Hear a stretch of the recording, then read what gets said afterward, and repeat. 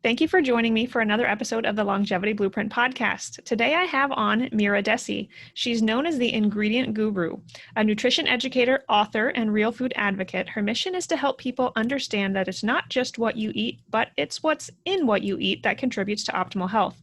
Dessy is a member of the National Association of Nutrition Professionals, the Society for Nutrition Education and Behavior, the American Association of Drugless Practitioners, a member of the Board of Directors of the American Holistic Health Association, and a member of the Professional Advisory Board for the Turner Syndrome Society of the United States. So welcome, Mira. Thank you for having me on. Well, tell us your story. How did you get so interested and passionate about ingredients, and how did you become the ingredient guru? Ooh, well, there's a story. So first of all, I'd like to start by saying I did not become the ingredient guru overnight. Like, it is definitely a journey. I actually, years ago, used to be in a totally different field. I was a database administrator for an international research firm. And yeah, totally different field, technology. But I got really sick, like really desperately ill. I was spending most of my life on the sofa. I could not take care of my kids. I couldn't even walk up a flight of stairs without having to lie down on the floor and sort of recover. And if I was going to bed, then I would sort of crawl my way to bed. It was Wow. really bad. Yeah.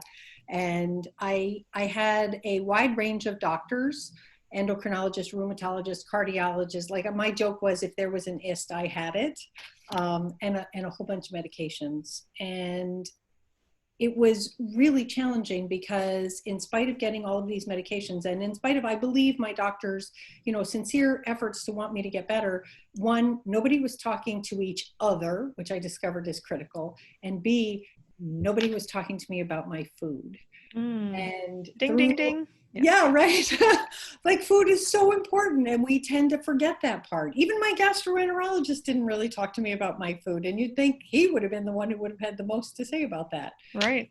And so through a series of circumstances, I wound up going through this thing called a medical concierge practice, where I was able to see a lot of different doctors all at the same time in a short period of time. They all talked to each other. But the most important thing about that was they made me realize that I needed to have more skin in the game. Like, I needed to be the one to step up and say, if this is not working, I have to figure out why. And then right around the same time, a friend of mine gave me a book about food dye, and my little brain went, what? And that sort of began this path of cleaning up my diet. And the more I did that, the healthier I got, the more people around me noticed. And then, people began to ask me questions. And eventually I got to a point where I was like, okay, I think I have to go back to school. Like, I've taught myself everything I can. So I went back to school and learned how to really dive into nutrition education and how the biochemistry of our body works and why food is so important and all of that. And then just discovered that my nerdly fascination with food for myself turned into a mission-driven passion for everybody else, because there's so much stupid stuff they do to our food. It's crazy. And so that's what I do. I help people. So beyond just what we eat, I know you have really learned to dive into label reading. So I want to hear more about negative ingredients on our food, and if those are found on labels or if those are not found on the labels. Oh, that's such a great question.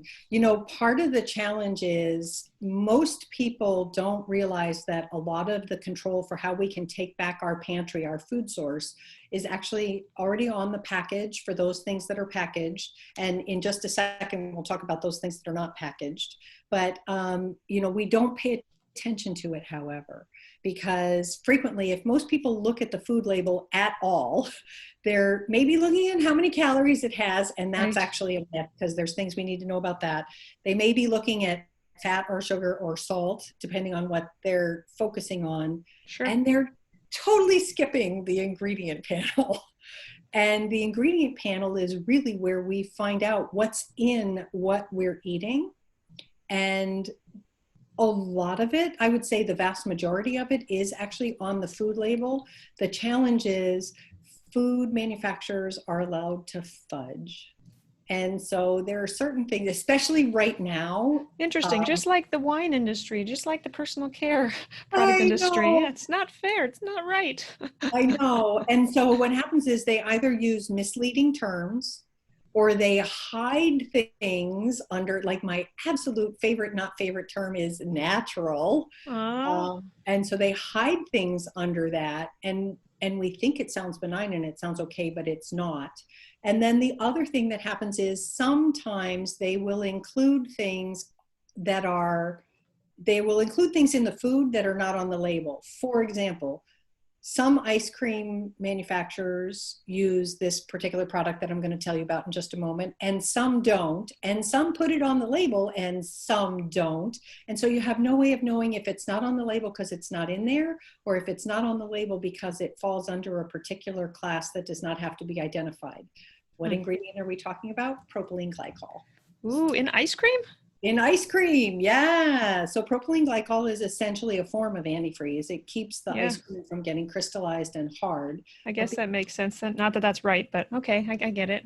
yeah, so here's the thing.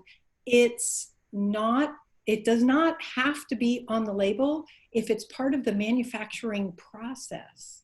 Then technically it's not considered part of the food, but it touches the food. Mm-hmm. That's like one of the other things that drives me crazy is there's a preservative called BHA, butylated hydroxyanisole. And a lot of cereal manufacturers have discovered that people may be paying a little bit more attention to the label. And so now what they do is below the ingredient panel is a little line that says BHA added to packaging to preserve freshness. And so here's the thing, they're trying to separate it from the food label because they're saying, oh, it's just part of the packaging. But again, it's touching the food. And what are the dangers of those? So those two chemicals you just mentioned, what's wrong with those? Well, so for example, propylene glycol, first of all, there are a lot of people who can have allergies to it. It does cause sensitivity. And then there are other people who, and some of those allergies, by the way, can be things like rashes or itchiness or that kind of thing. Some of the other things with propylene glycol, there are people who are very sensitive to it and it can like reduce immune function a little bit. Just because of how their body is processing it, our body has to work harder to shove those things out of our system. And so that can sort of slow down what's happening and how efficiently our body is able to process things. Sure. And then when it comes to a lot of preservatives, and there's a whole host of them. So not just BHA, but BHT, TBHQ, EDTA, like all those other, anytime you see something that's just a whole bunch of capital letters, that that usually means it's a long unpronounceable chemical name and they've shortened it to be this little acronym. And so a lot of those, again, there can be allergenic effects, there can be reduced system processing, that sort of thing. And one of the other things that happens with those is that although they're generally recognized as safe, that's actually this huge misnomer, because generally recognized as safe means that if you have so many parts per million, it's not bad for you. It may not be great, but it's not bad. The problem is who's keeping track of how much you're eating. Right. And so you can be getting a lot without realizing it because it's in so many different things. So, you have it in this one product and then you have it in another product and then you have it in something else. Or you serve yourself multiple servings of something. And so you wind up getting far more exposure than you think you do. Sure. Scary. Again, not fair. No. So I have been always taught, and I have always then passed it on to my patients, that they should be shopping around the perimeter of the grocery store because that's where the real food is, right? Most of the processed food is in the middle. Would you agree with that statement? I love that you say that. So I would say sometimes, and this is where we get to the unpackaged food. Okay. Because things like apples and vegetables and meats, those don't have packaging labels on them for the most part. I mean, there's a little bit of a label, but not much. Right. And so there's a couple different things to be aware of when it comes to the perimeter of the grocery store.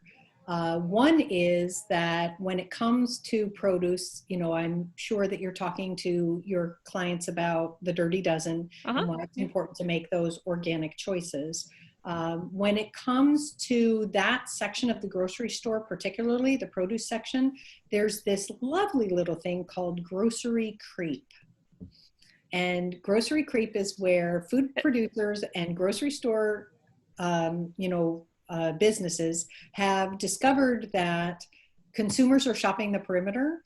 And so they need to get more stuff into that section. And it used to be you would walk in, depending on if you walked in left or right, however your grocery store was set up, and there's the produce section right there. And all you saw was the greengrocer section.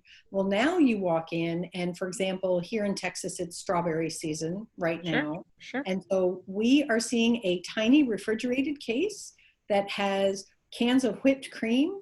And we are also seeing little yellow sponge cake things that truthfully are like sponges, like they're not cake.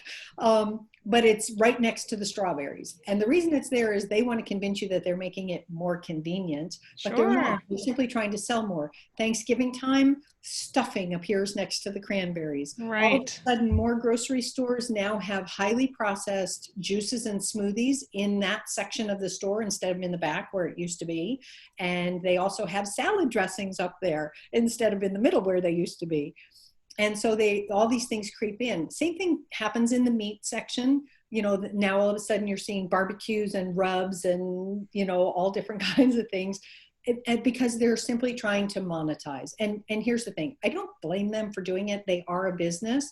The challenge is they do it in such a way that people don't realize how much they're being tempted to look at that and to all of a sudden impulse buy because oh, it's right there. It's okay. You know what? Yeah, we'll have strawberry shortcake for dessert tonight. That sounds great.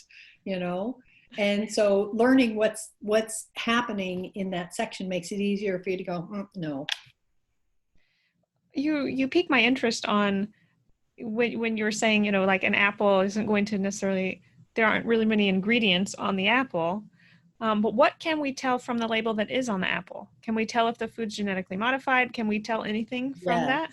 Yes, great question. So there are a couple of things that we can tell by the label, being that little round circular thing. The sticker. Pain in the butt peel off, yes. And every time you do it, rips off a little bit of skin with it.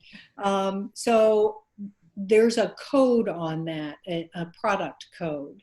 And if it is a 4-digit number, then typically it's conventionally raised, which means it can be sprayed with all kinds of pesticides and that sort of thing. If it's a 5-digit number, you want to pay attention to whether it starts with an 8 or a 9.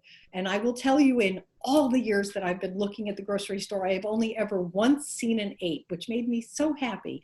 An 8 means it's genetically modified. Okay. So it made me happy that somebody was doing it. But unfortunately, they're not required by federal law to reveal if it's genetically modified or not. So they don't have to use the 8, which is why the vast majority of the time they don't. They just use the 4 numbers that would have come after the 8. The 9 means that it was organically grown. So we want to look for 9s. Especially for the dirty dozen things, and last year, kale made it onto the dirty dozen list for the first time ever. That was horrifying to everybody who's like, I'm a kale chip addict. I love kale in my smoothie. All these people were eating so much kale, and then all of a sudden it just became, and here's the thing, the dirty dozen is not necessarily genetically modified. It's just that it has this enormously high pesticide load, and that creates a toxic burden for our bodies. So for the listeners who aren't familiar with the Dirty Dozen, basically those are the foods that are dirty, right? So the top 12 or maybe more foods that we do need to be conscious of purchasing organic because of the additional burden on our body, right? There are thicker skin foods like on the Clean 15, like an orange per se has a thick skin. We don't need to necessarily invest in purchasing organic oranges. You can choose to if you'd like, but you really want to focus more on the thin skin foods that herbicides and pesticides can penetrate into. And it sounds like kale is now on that list that we need to purchase organic or grow our own right in our backyard. Well, and so one really great thing is the Environmental Working Group is the one who does that assessment every year. And it takes them approximately 2 months to go through because they don't get the numbers till January. And then they have to pore over the numbers to figure out what are the 12 worst ones. Sure. And so the new list is usually released sometime in March this year. I think it was beginning of April. So there's an app that you can get on your phone available for both Android and iPhone that just updates the list for you when the new list comes out. Because every year, apples are pretty much guaranteed to be on it every year. So, every year when the list is updated, it's updated on your phone. And that actually brings up a really important point too, because as a savvy shopper, you also want to think about what are the other associated products that go with that dirty dozen item. So if apples are on the list, and invariably they are, buying organic apples is great, but what about your apple juice? What about your applesauce? What about something that has apples? Great tip. Like a granola. You want to make sure that you're looking all the way down the food chain. Same thing for grapes. Grapes are sometimes on that list. So what does that mean? Hello, wine. Yeah. Or grape juice or whatever. But you want to think your way through what that food becomes. That's great. Great tip. I want to digress back to kale chips because I do want to share with the audience a few quick, easy recipes. I'm obsessed with kale chips. I will tell you that. Typically what I do, I just basically chop the kale down to not super small pieces, decent pieces, and I toss that in olive oil. I tried avocado oil last weekend and it didn't work as well, but I usually just do olive oil, sea salt, spread it out on a pan and either broil it or bake it. How do you make kale chips, or what are your tips? So I make kale chips pretty much the same way, but right now I'm really loving massaged kale salad. And so that's where I frisee the kale, so to cut it into very thin ribbons. And then I sit there and I massage it with an oil, usually olive oil, because that's my favorite. And then I add in a whole bunch of things like, scallions and pumpkin seeds and things like that, and just mix it all up and eat it that way. Wonderful. So if you're having a salt craving, rather than opt for processed packaged chips with a list of nasty ingredients, you can easily make some kale chips. Really easy to make. Yes, absolutely. So let's go back to food labels. What are the most important things we need to watch for? You already mentioned the abbreviated, the long words that are, or I should say terms that are abbreviated. What else do we need to watch out for? Well, one of my biggest things that I remind people is if there's a number on the label, that means it's a chemical formula. So, blue dye number 2, polysorbate 80, those kinds of things. And my joke is there's no such thing as a celery 14 or a pear 34. Like, they just don't exist. So we know that numbers don't belong in our food. So that's a very simple one to avoid. And then the other thing, and this is generally in the middle of the store, so it's in that center section, avoiding the word enriched. Enriched anything is bad for us. Essentially what that term means is they took out a whole bunch of nutrients and then they put a couple of them back. And the ones that they put back are not natural versions. They are chemical analogs. The biggest example for that is, when they have enriched bread. So they've taken out, I believe it's 22 nutrients. They've put 4 or 5 of them back. And the reason they put them back is because a long time ago in the industrial age, when we learned how to mill grains and get nice, white, fluffy, soft bread, which we all love, because it just lights up our little dopamine receptors because it turns to sugar so quickly, they discovered a lot of people were getting sick. And so when they looked into it, they realized that it was because they were removing all the B vitamins. So they put back some of the B vitamins. They sometimes put back iron. They sometimes put back calcium. But there's still a whole bunch of nutrients that are stripped. So enriched anything is not, and that generally, by the way, is the first word on the label. If something's enriched, it's the first word on the label. You just put it right back on the shelf. Very interesting. I have a feeling, I don't really consume cereal. When I was pregnant, I kind of craved Cheerios, which was a while back. But other than that, I don't really purchase cereals, but I feel like cereals start with enriched. I mean, do they say like enriched wheat flour or something like that? I just haven't seen one. A lot of them do. Yeah. And here's the thing, the denser cereals, things like granolas or things like that generally aren't enriched. They are whole grain. Okay. And so for things like that, what you have to watch out for is how many grams of sugar there are. And you also want to look at the ingredient label. One of the really sneaky things food producers do, they've recognized that consumers have gotten a little more savvy, and they know that the first thing on the label is the most. Majority, yeah. And then it goes down the label that way. And they don't want sugar to be number one. So what they do is they put in 4 or 5. I've seen as many as 7 kinds of sugar in a product in order to like hide it in that long list of ingredients. And so you got to look at the sugar grams. And if it's like, 8 grams of sugar per serving, and a serving is, I don't know, a quarter of a cup, and you're like, where's all that sugar coming from? And then you read it and you're like, oh, because it's got, barley malt and maltodextrin and honey and a little maple syrup and a little rice bran syrup. And, all of a sudden you're adding all these different sugars. So you're saying, I want to make sure I'm following, the audience is following, the label may not say sugar. You're saying, but there may be 6 sources of sugar within that product. Interesting. That we need to be looking at. Very interesting. Okay. Now, I will also say, because at this point, somebody out there listening is going, I can't read all those labels every time I go to the grocery store, because it's very overwhelming. And so I'd like to remind you, I did not become the ingredient guru overnight. It literally was a process of years. And so what I encourage people to do is pick one thing that's important to you. So if it's about buying Dirty Dozen and thinking all the way through that product change, start with that. If it's about getting rid of numbers, if it's about getting rid of artificial ingredients, anything artificial in the label, whatever, start there and just sort of master that. Learn how to shift what you're already buying at the grocery store. And once you've got that under control, then move on to something else.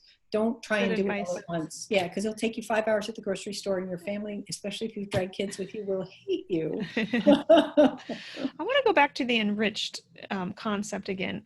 And maybe, I don't know if you agree with me here, but I feel like a lot of foods say enriched with, like you mentioned, the B vitamins, so like folic acid. And for my patient population, some of them, well, many of them have MTHFR variants. And for some patients, that's significant. For others, it's really not that significant based on how many, genetic variants they have. But for patients, if they're struggling with infertility or they've had miscarriages, like they've had complications that could be a result of having these genetic variants, they need to be avoiding folic acid. They need to be taking the active folate, the natural form of B9, which would come from kale, which we were just discussing, rather than, consuming a synthetic man-made vitamin, which a lot of these foods are then enriched with. Right. Do you agree with that? Absolutely. And, part of the problem, like I said, anytime you see enriched anything, it's because they're taking a chemical version and using that. And, so one of the things, and I'm going to make myself a note here so that I can send you this video. There is a very, horrifying is rather strong, but it might be, I don't know, really, really icky video of a store-bought cereal that is enriched with iron.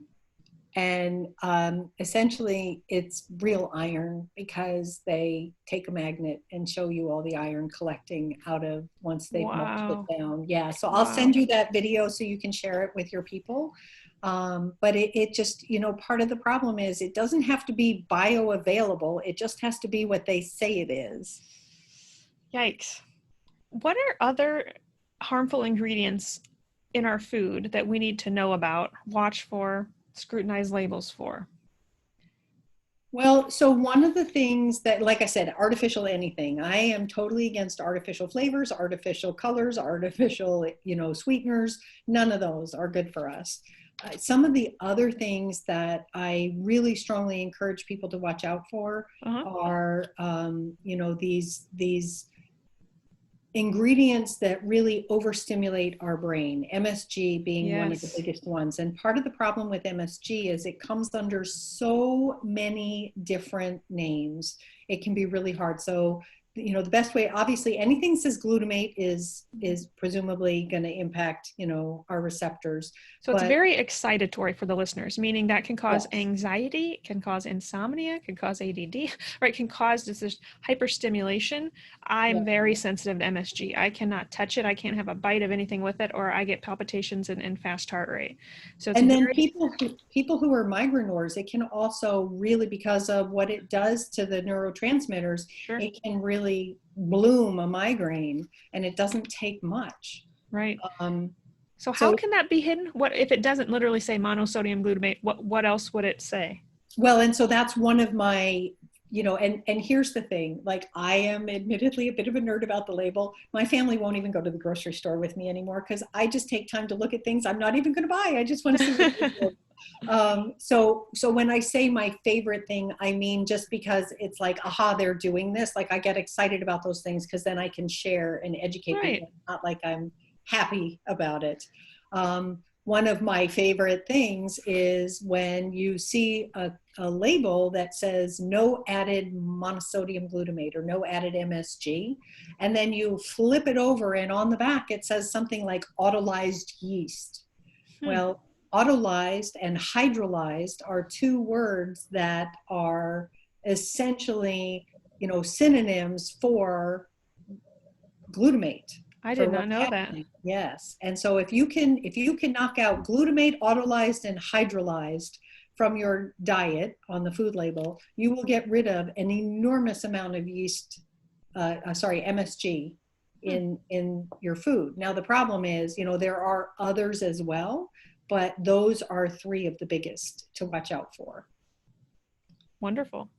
So as I'm gluten-free, I've been gluten-free, I lost track of the years, I don't know, 5 or 6 years now, but I was learning to read labels then, right, when I transitioned to gluten-free. And so I started noticing things like caramel coloring on labels, right, which could contain gluten. So you alluded to numbers, like food dyes, that are like, Red Lake number 40 or whatever. But what about other colorings, like caramel coloring? What does that mean? What is in there? And should that be avoided? Caramel coloring should be avoided. It is a chemical process. It's actually been shown to be, believed to be carcinogenic. So not a great choice. It tends to be the color that's used in things like sodas and stuff as well, but it is used in some baked goods. It's what gives them that brown look that is so attractive to us, Other colors to watch out for are annatto, which is found in things like yellow cheeses and stuff. And here's the thing, annatto is one of those ingredients. It comes from a tree. It comes from a plant. There is a fairly good sized percentage of the population that actually tends to be sensitive to it. And so the only way to find out if you're sensitive to it is to remove it from your diet for 30 days and then to have something with it and see if you notice any changes. Some people, I've had people tell me that they've noticed, maybe they get like a little rash on their neck. I had one woman who told me that she noticed that she started sweating a little bit after she ate it, which she had not realized was something she was doing before. Of course, we also live in Texas, so sweat is a normal thing, but she just noticed it was more after that. So annatto can be something. Some people also notice more typical allergy symptoms where maybe their nose runs or they get a little cough in their throat or whatever. So that's one. The other one to watch out for that is, and again, some people are sensitive to this. For those who are vegetarians or vegans or who keep kosher, this one's kind of icky. It's called cochineal or carmine, and it's made from crushed beetles, and it's a red color. As a matter of fact, there's a really funny story. So Starbucks has those strawberry frappuccino drink things, and they were using a vegetable base to make it pink. And at one point they switched to cochineal because it's cheaper, believe it or not. And this being the age of the internet, somebody found out and they twigged and the internet went crazy. And people complained so much that Starbucks went back to using a vegetable source to color instead it pink. of beetles. Wow. Yeah, I don't know these things. Instead of beetles, yes. I encourage patients. And then the last one is, go ahead. No, go ahead, sorry. No, I want you to go ahead.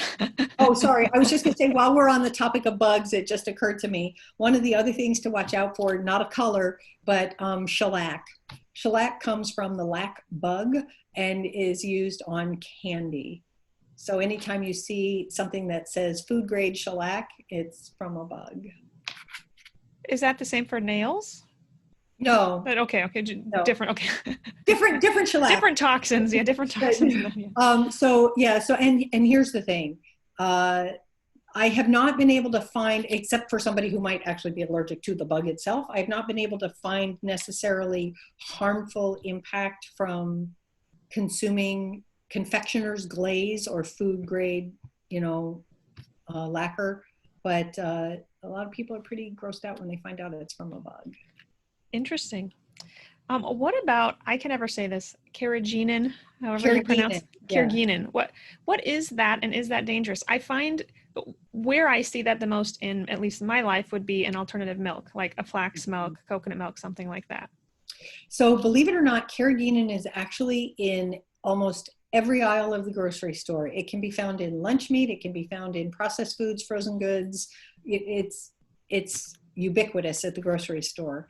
It is a seaweed, which we have learned is, seaweeds are good for us, except for Carrageenan. It's a red seaweed. It can cause ulcerative colitis-like symptoms in a lot of people. In a laboratory study, it has been shown to cause renal bumps, renal being the kidneys. And so it's really not great. A lot of people who are sensitive to Carrageenan and don't realize it can sometimes just have maybe mild bloating, or their stomach feels a little off. They don't get that ulcerative colitis like, inflammation, diarrhea, constipation cycle. I do find that the vast majority of people who remove Carrageenan from their diet discover within like 7 days how much better their gut feels. Very interesting. Shoot, I was on the fence with that. I didn't know a lot about it. I had heard bad things, but I'm happy that you just clarified that for me. So, well, and one of the things that I will share is there, believe it or not, because Carrageenan is being shown to be so harmful to us, you can now actually see, especially in the alternative dairy aisle, there are certain producers that are starting to put no Carrageenan on the front of the label. I was just going to ask you for that, like what brands? I'm sure listeners are thinking, okay, so if I do want to have flax milk or whatnot, are there brands? I'm fine with you disclosing anything. And so when I love that you're asking me that, and what I will tell you is it's gotten to the point where I can't keep all the names in my head anymore. Sure. And what I tell people is I am completely brand disloyal, because there are companies who will make a whole range of products, and some of their products are good and some of their products are maybe not so great. Sure. So what I really encourage people to do is figure out what works for you and read the label. Sure.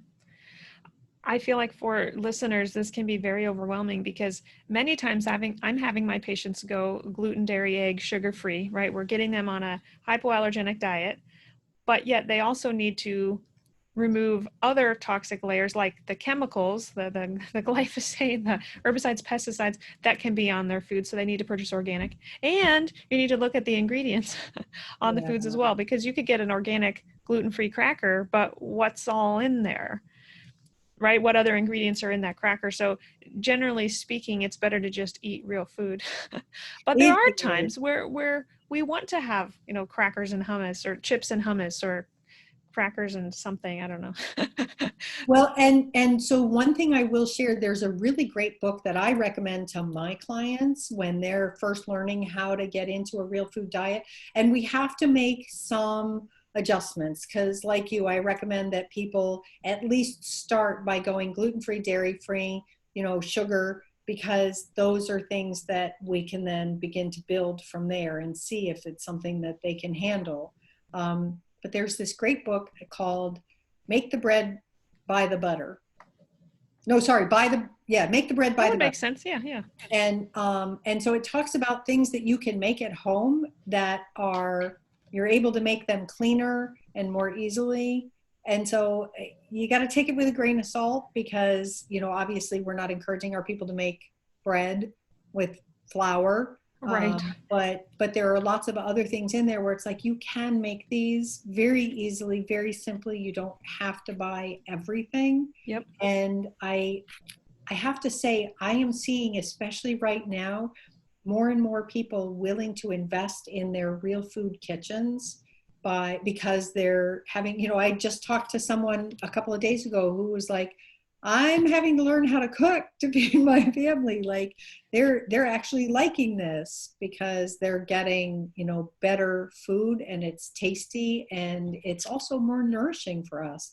That's one of the things we have to remember is, especially as we shift away from a highly processed diet and more towards a real food diet, we're actually nourishing our body.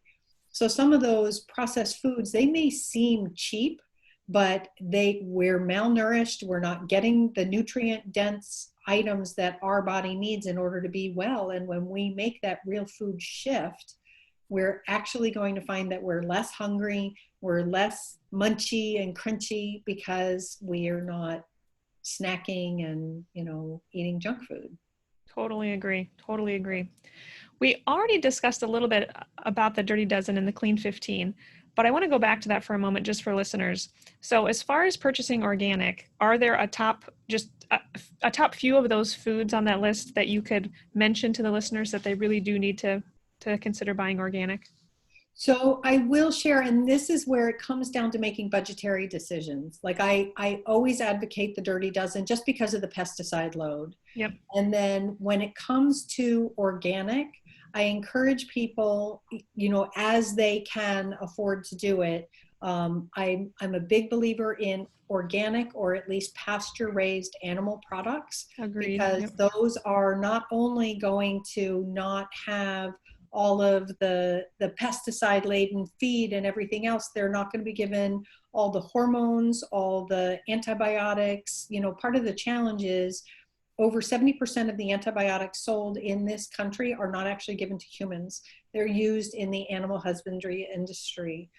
Because when they keep all these animals in very close confines, they get sick faster. Mm-hmm. Also, giving them antibiotics makes them get fat faster, and it's weight, not health of the animal, that leads to profitability Sure. for certain farmers. So if you can get pasture raised beef or chicken or pork or whatever, that's going to be much better for you. And then the other thing that I encourage people to watch out for, and the challenge with this is, the three most highly genetically modified crops on the face of the planet are corn, soy, and canola.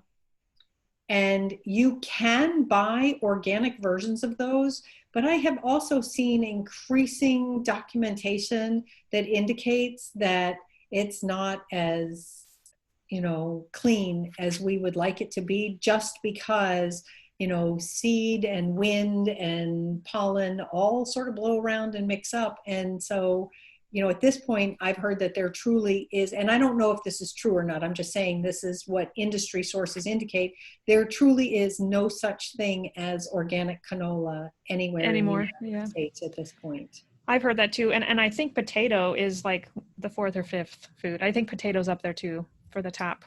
Potatoes are climbing, yeah. Climbing, yep. And the thing is, there's a lot of experiments, because like now they're experimenting with things like genetically modified zucchini. There is a genetically modified apple on the market. And it really annoys me because it's an apple that does not bruise and will not turn brown when you cut it. And my response is, do we really need our apples to be that pretty? And whatever happened to lemon juice? Right. So I don't get that. And then of course there's genetically modified fish, which I'm hugely opposed to. Agreed. I actually just pulled up the Dirty Dozen 2020 list. So I'm going to read those foods. So these are the dirty foods that you really want to purchase organic. So potatoes, which we just talked about, strawberries, spinach and kale, nectarines, apples, right? Thin skins there, grapes, peaches, cherries, pears, tomatoes, celery. And I think that's it. Those are the top foods to really, especially the summer, think about purchasing organic for sure. Or wash them very, very well, but you can't wash off You what's can't wash penetrated off into the food. Yeah. pesticides. Yeah. And so one of the things I really do encourage people to do if they can is to get to know their farmers market, their local farmers market, because those small farmers are not using the same kinds of chemicals or pesticides or whatever. And if you talk to them, they'll tell you, like I once was talking to a blueberry farmer and he's like, well, I only use Roundup once a year at the beginning of the season. And I was like, okay, like, that's not for me. So you use it. Yeah. Yeah, but the thing is, he was telling me about it. Like, this is what I do, and the problem is Roundup is glyphosate is systemic. Once it gets into the soil, it gets taken up into the plant. It's a chelator, all that kind of stuff. But It's one bad of news. the Oh, no, yeah, no, it's definitely bad news. But one of the things that I was going to say is a lot of these smaller, more sustainable farms, they cannot afford what it takes to get certified as organic. First of all, they have to grow organically for 3 years. Mm-hmm. They have to pay tens of thousands of dollars to the federal government for documentation. And then they have to pay an enormous amount of money every year to be tested and recertified. And for them, it's an inordinate burden. Sure. They don't have the volume that it would take to be able to do that. So those are what I call my sustainable or sometimes regenerative farmers. Sure. And those are going to be your local guys. Get to know them. Like Talk to them, ask them questions. Yeah. Absolutely, because they love their customers. They love getting to know their people and being connected and making real food for them. That's what they want to be doing. Absolutely. Interestingly, I'll go off on a short tangent here. So I can test my patients' levels of glyphosate, and we can look for herbicides and pesticides, things like 2,4-D. It's just called 2,4-D. I had a patient yesterday who he has been spraying this for years. Interestingly, his glyphosate level did not come back elevated. It was slightly elevated, but not as high as I thought it would be. His 2,4-D was through the roof high. I mean, through the roof high. So I love having farmers for patients. They're funny and they're usually pretty committed. They're self-employed also, right? Good patients to have. But it's very enlightening to them that, wow, I may need to change my practices, right? Because it actually could be impacting my health. I have toxic high levels of these chemicals within my body. The good news is we can work to get them out and we can make the swap. Or we can, either they can choose to have someone else spray their crops, or they can choose to not spray their crops at all and make that transition. So if you're listening and you're wanting to know if you have high levels of some of these herbicides and pesticides, we can test. We actually can test. Most functional medicine practitioners can. Yeah.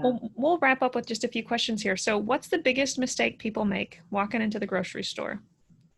So I think the biggest mistake that people make is believing that everything that's inside those four walls is food. And the object is to learn how to educate yourself about what is really nourishing food for your body. Right. Artificial colors and enriched additives they're not going to nourish your body. They're going to drag it down and cause more harm than good. Absolutely. That's great. Are there any other little tips you want to share that we didn't get to that we need to know?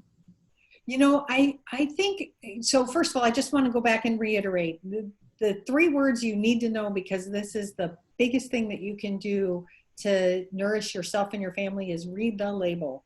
Those are most important. And then I also want to reiterate, start small. Everything that you're doing is something more than you were doing before. Don't allow yourself to get overwhelmed by that, but just really take the time, focus on one thing at a time, and move forward from there. Good advice. What's your top longevity tip? Absolute top longevity tip. Real food. Eat real food. Yeah. Like Michael Pollan said, eat food, mostly plants. Yeah. Not too much. Yeah. No, yep, exactly.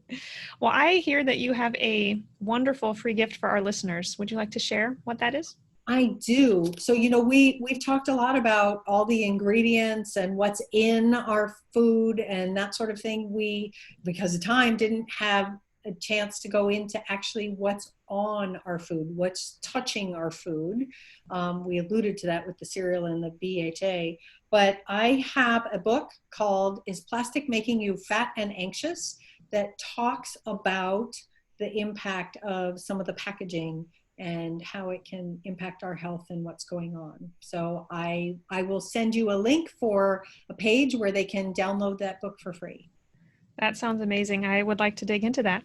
Thank you so much. This was so much fun. So thank you for coming on the show today and educating us on how to read a food label and teaching us what harmful ingredients we should be looking for and saying no to, and just emphasizing that food is medicine and we need to be eating to nourish our health.